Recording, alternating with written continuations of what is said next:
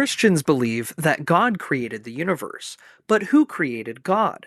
Today we're going to answer that question and then share a few related thoughts. The answer is that nobody created God. God is uncreated and uncaused. He has always existed. By definition, God is the uncreated cause of the universe. He did not have a beginning. So the question itself, who created God, is like asking who created the uncreated being. You can string the words together, but it doesn't actually make much sense. This question is actually a category mistake, like asking how tall is the color red. But isn't the answer just a cop-out? How can Christians say that everything else needs a cause but not God? No, it's not a cop-out because God is in a different category than everything else. Everything that begins to exist needs a cause. But if something is eternal, that means it always has been. It just is and does not require a previous cause. Here's a couple related thoughts. Number one, something must be eternal. There could not be an infinite regress of causes. Ultimately, there must have been a first cause that was itself uncaused. This point has been argued effectively for thousands of years, from Aristotle to Aquinas to William Lane Craig. For much of history, non-Christians believe that the universe was the thing that was eternal. That leads us to point number two. The universe is not eternal.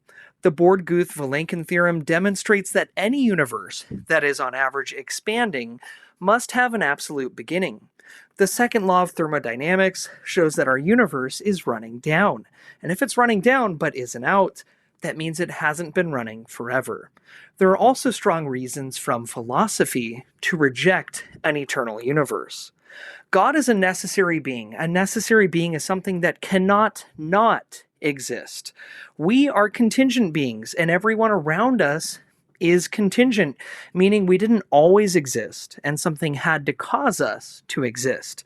The same goes for the universe. The universe is contingent.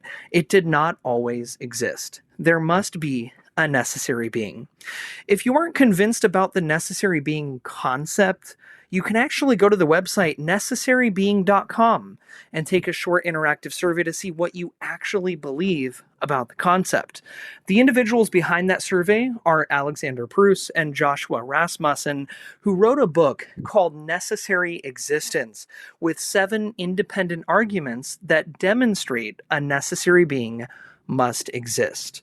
So, who created God? No one did. The question itself is a category mistake. God is eternal. He has always existed. God is a necessary being. He cannot not exist.